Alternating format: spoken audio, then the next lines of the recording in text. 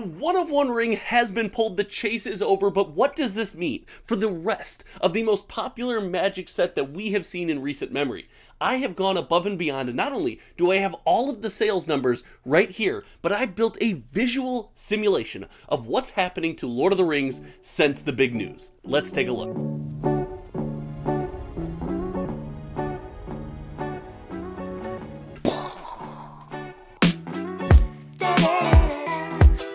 The moment we've all been waiting for has arrived. The 1 of 1 ring has been pulled, and if you haven't yet, I did a video last week on this channel kind of announcing the news and talking about what this means for the community and what I think this means for the set. But the numbers are officially in. We have calculated every single sold listing on TCG Player when it comes to sealed Lord of the Rings Tales of Middle-earth product, and we've got some wild stuff to talk about. In this video, not only will we do some stats for nerds, but I will talk about, was I right on my assumption of this set, and what does this mean in the short term and in the long term for what might be the most popular Magic release of our generation. So without further ado, let's do some stats for nerds, and if you're not into this, like, hang in there. We got some fun stuff to talk about in a second, but I love information like this. And according to every single sold listing on the TCG Player platform, what I believe is the most popular marketplace for trading card games in the United States, there's been almost $350,000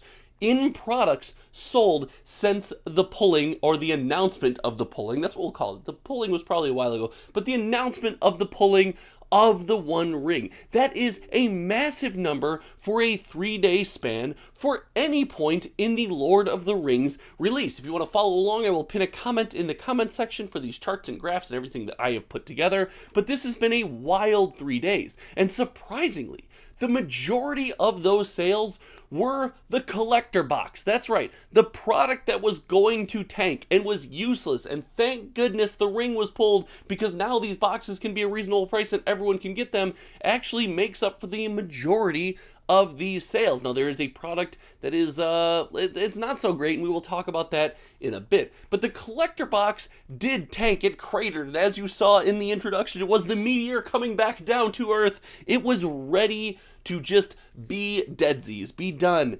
But there's been a surprising revelation within that 3-day period. The collector box, which tanked all the way to $350, is actually back up to around $425. That's right, there is no more 1 of 1 ring. It is not in these collector boxes, and yet regular enthusiasts like you and I, people who are just on the other side of the counter buying Magic the Gathering products, continue to engage with and purchase the collector box. And I thought maybe all of those sales were just at around the $350 price point. People just looking for a good deal. Well, guess what?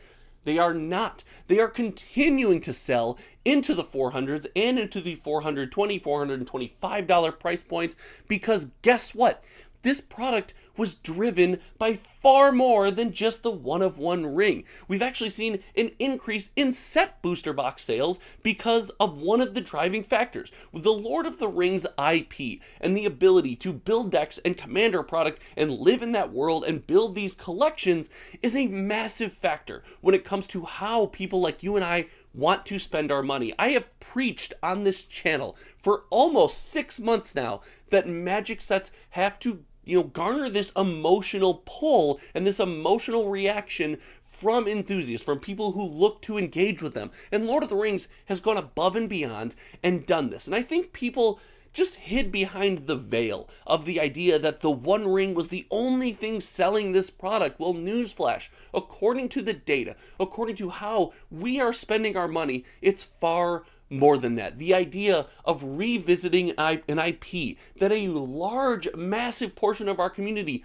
loves so much, and that energy and that excitement just spreading throughout trading card game players is, well, it's contagious. We love to do it. We want to interact with this product, and we're feeling an emotional pull. And because of this emotional pull, I actually think the future is bright for the Lord of the Rings product. As I mentioned a second ago, one of the products we've seen an increase in sales with is the set booster box. And when the set booster box is selling like hotcakes, that tells me one thing: that enthusiasts and people that play the game want to crack packs. We want to get in there, dig out some of these goodies. We have fun opening the product. And yes, the set booster box is more expensive, but at roughly around $170, it's not so far crazy pushed out of the price point. It still leaves, a little bit of our community that can still engage with that product. And it's a little bit more affordable is what I'm getting at here. Now, I have a problem with Magic sets that are all gas, no brakes, and no affordable products. I will talk about Commander Masters this week. Make sure you're subscribed because I have a big issue with some of the price points there. But this just goes to show we have built and are still building that emotional connection with this set. And historically, when we have that connection and that nostalgia and that feel good and that happy hype memory, we engage with the set longer and the set is remembered as a positive experience for people. Now, going forward, do I think Lord of the Rings Tales of Middle-earth has the crazy highs that we could have expected since, maybe since if the One Ring was never pulled? No, because that legend is gone. But I expect prices on this product to keep climbing, and I expect a reprint of the set and draft box so it can be something we can engage with for a long, long time. But not all things are perfect and shiny and sunny in Lord of the Rings land, and that is the drama with the gift bundle. Now, there were several popular creators and the community consensus claiming that the ring was in the gift bundle. And the idea behind this was the fact that, Wizards knows what packs it's in, and they would not have put it out in an early wave where it could get pulled early and kill the hype. Well, there's a couple things that happened because of this rumor mill. I believe people were more aggressively engaged with the gift bundle, which outside of the idea that the One Ring is in there, the one-off collector pack, it's not a very good value, especially when you look at the $150 to $200 price point that several of these bundles have been selling at in previous weeks. Now, because of this, there have been order cancellations. There's been Amazon drama. They've been local game stores just trying to, make sure these orders are locked in and people trying to cancel. And this is going to create a very contentious period. Now, we just talked about that emotional factor being so positive and something great for our community. Well, this gift bundle can put a hamper on that. There is an opportunity here for that to create a good, a big cloud of feels bad. And it looks like as of the pulling of the ring, if you take a look at my sales data that I've linked in the comment section below, you'll notice that the gift bundle sales have not been popping off since the release of the ring. It's a product that we definitely are hesitant now to engage with, especially at its given price point. But I want to know from you guys, if you guys are out there and you've engaged with the gift bundle, let's say you have one, let's say you don't have one,